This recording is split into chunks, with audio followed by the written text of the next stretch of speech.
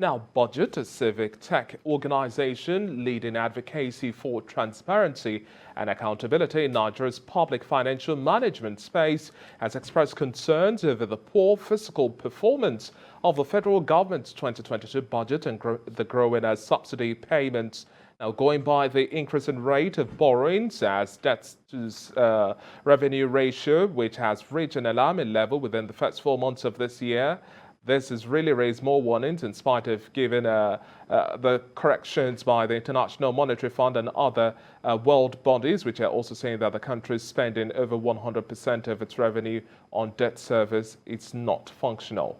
Now, unfortunately, those predictions are Nigeria's current realities. Now, the organization, in a recent report, called on the federal government to discontinue indiscriminate borrowing through ways and means, maintaining that it creates a ballooning set of interest payments running parallel to the external debt, as well as increasing the money supply and creating much more monetary volatility.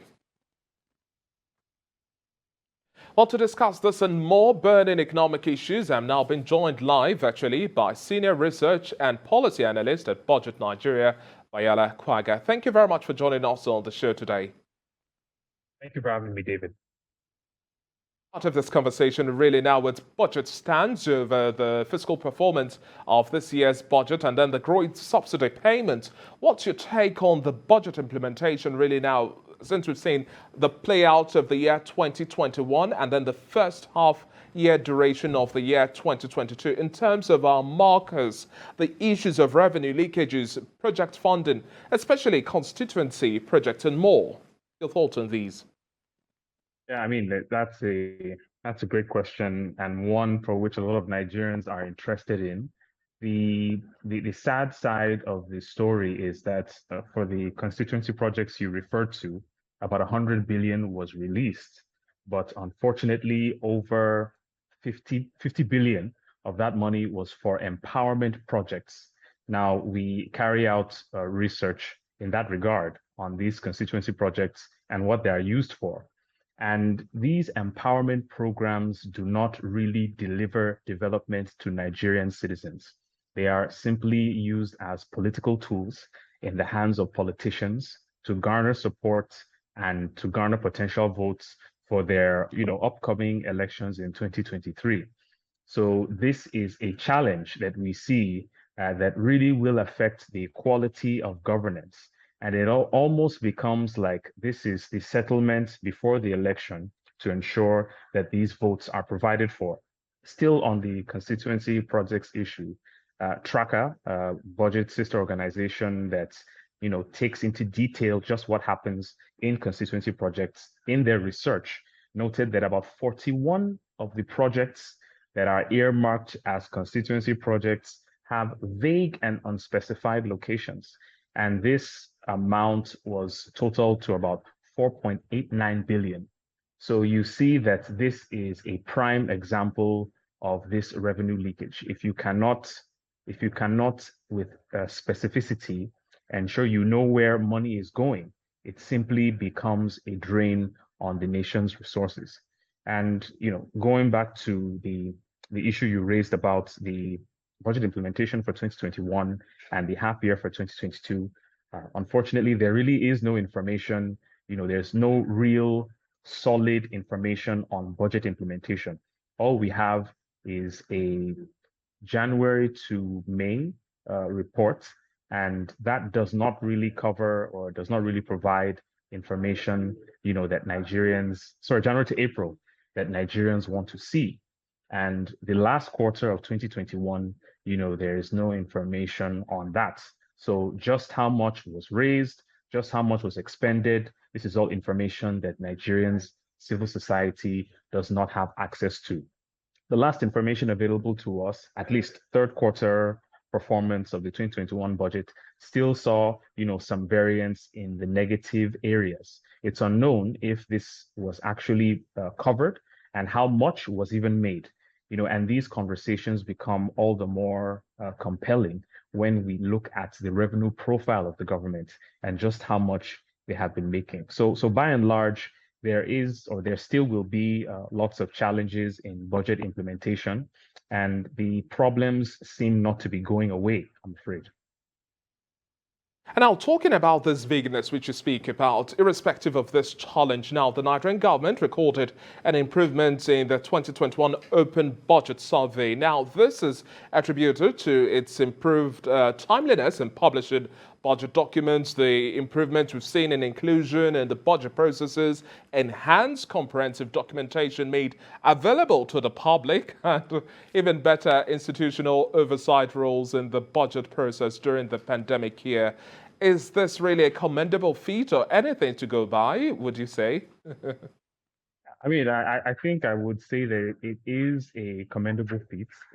It's surprising that Nigeria is scoring better. A lot of people may share your cynicism, but I mean these are very serious things that affect the quality of governance and the quality of citizens and government engagement. And the Open Budget Survey is perhaps a specialized metric that tries to measure three major things. It looks at transparency, it then looks at oversight, and then public participation. So, these components try to measure just how open these documents are, how accessible they are, for oversight, whether the institutions meant to be involved are being involved, whether there's adequate and appropriate oversight through audit and independent fiscal institutions and public participation, really. How meaningful is and how relevant is the participation of the public as it regards the budget process? And it's public knowledge that a lot of these budget defense periods, or the times for budget defense, the time allocated to budget defense, is one in which you do not often see enough participation by Nigerians. So yes, there have been improvements, but if you look at the data, Nigeria still ranks below average, below the global average. So it's a snail pace sort of movement. It is commendable in and of itself that at least some things are being done better than they were before. But it does really open the question as to how much more progress how much more progress should we have made? How much progress should we think about making in the future, and what would it take, what does it take to actually close those gaps as regards transparency, oversight, and public participation? Violet, let's now talk about forecasts and then what's playing out really globally with the fluctuations in the oil market and then this unpredictable terrain of what could be the next global disruption, which we've seen manifest from the COVID-19 pandemic to the Russia-Ukraine crisis. What sort of mindset shift now should we have in terms of budget implementation and then our expectation markers? You talk about the lack of data and information here, but with the element of new disruptions coming to shake up the global economy and a looming recession, what sort of markers do you think we have to put in place? I mean, it's quite it's unfortunate, really, that the inability of Nigeria as a nation to really reap the benefits of high oil prices, have simply not been met. And at a period or in a period where nations are, if you will, cashing out on the high oil prices, Nigeria is unable to simply make do with that. And this could not have come at a more opportune time, seeing as a lot of money had been expended during the COVID-19 pandemic. The Minister of Finance said during a public consultation that the federal government was able to bring Nigeria out of recession, but she seemed not to have mentioned, or maybe she omitted, that Nigeria borrowed its way out of that recession. So a lot of that money will have to be paid back at some point. And it's not going to be this present administration that will bear that cost, but the collectivity of Nigerians in the coming fiscal years. So, there is it's difficult not to be pessimistic about the revenue profile of the government. Looking again at the fact that expenditures keep on growing, and one of them is the debt servicing. For the first 4 months of this year, according to the government's information, we are spending nearly 2 trillion on debt servicing. And this really shows that we are actually paying more for debt, or servicing our debt more than we are earning in terms of revenue. So the old problems still remain, and these boil down to fiscal management and the prudence in which the federal government protects its main revenue sources, one of them being crude oil. Why are we losing hundreds of thousands of barrels every day? And why is there nothing being done to ensure that oil production is being ramped back up? Again, in the oil sector, the issue of subsidy and subsidy removal. There are indications that the federal government is very inclined towards ending the subsidy payments, or at least reforming it to some reasonable extent, which would free up trillions of naira. Last year, the federal government claimed that subsidy might take nearly 4 to 6 trillion naira for the entire 2022 fiscal year. And it's difficult to comprehend just how that spending will be done alongside pressing national fiscal needs. Education, infrastructure, other social amenities will likely suffer. So, these are conversations, around the oil sector and oil production that we need to have. Again, the issue of debt servicing. Nigeria needs to become productive enough that it is earning way more than it is servicing in debt. So as we progress, or as we reach the end of the year, it would not be surprising to see more dismal figures being released by the budget office. And I suspect that they would likely release a mid-year or a half-year report anytime from now. But your guess is as good as mine that the projections and the analysis will certainly not be good for Nigerians. Now, Vahyala, I'm quite interested to have some updates here. Let's have some status update on budget's earlier report. Now, on the 460 duplicated projects worth well over $370 billion. And to what extent do you think such reports pull government's attention to existing flaws in economic planning and overall agenda for development?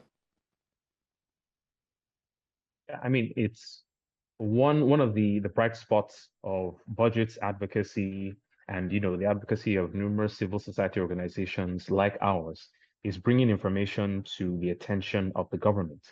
And it would surprise you that oftentimes the federal government is carrying out this analysis itself, but for one reason or the other, this information is not put out there.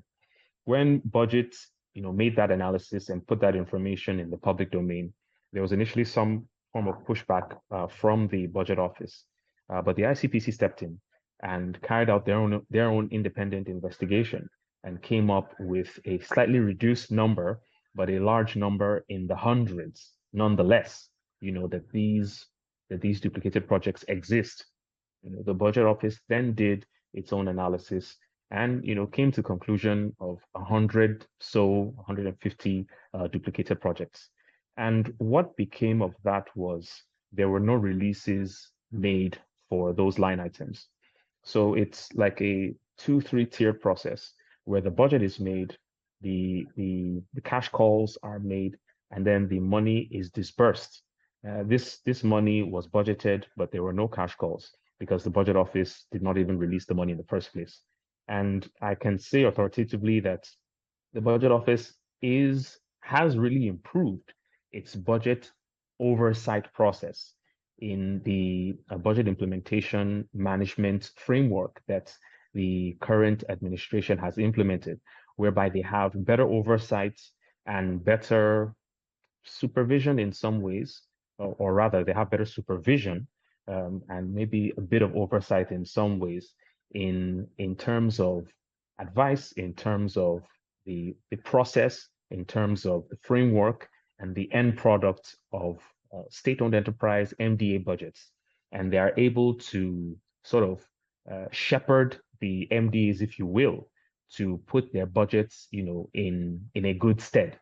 As far as the highlights of that report was concerned, the money was saved, and we believe that the same will be done for the report that budget released early this year with the 2022 budget, and we hope to see more savings in that regard. But I would say that it's actually a very, very bright spot.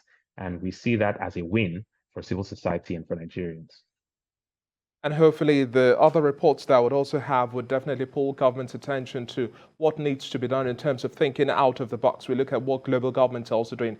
Governments across the globe are taking much more strategic moves to ensure that the nip in the bud revenue leakages are much more critical of their spending. But now, as we are trying to prepare a clean slate for the incoming government, now let's talk about Nigeria's borrowing trend to fund infrastructure and economic development. This remains one of the most contentious issues we have to face in our development agenda.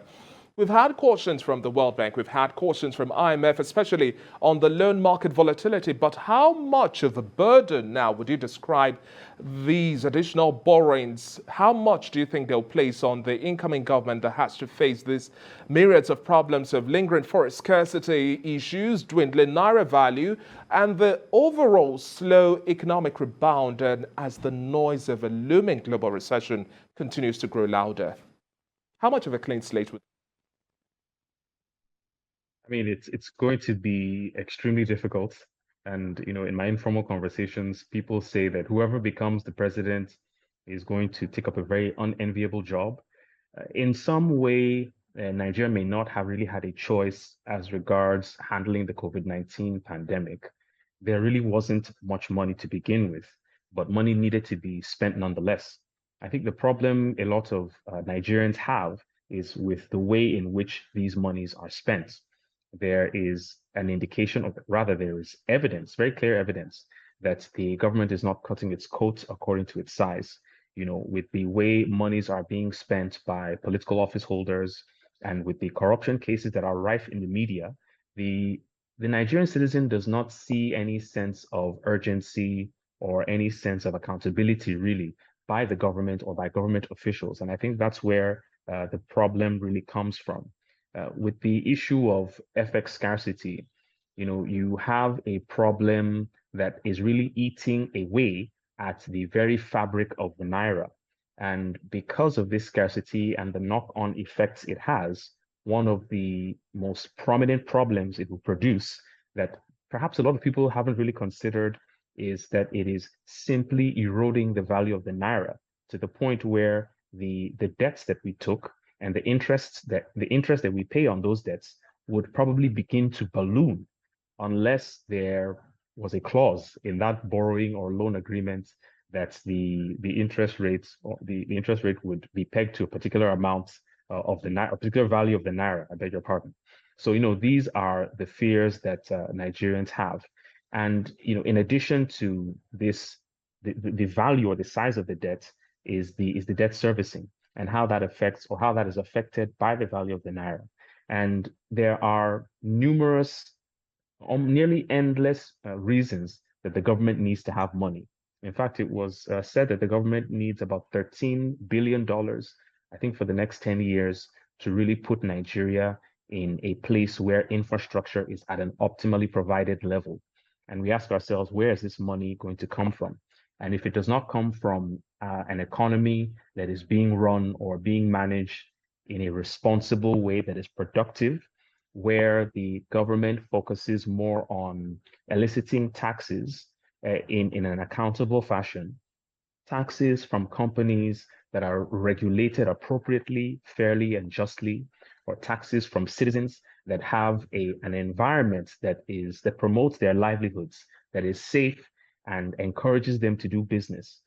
These are the things that Nigerians want.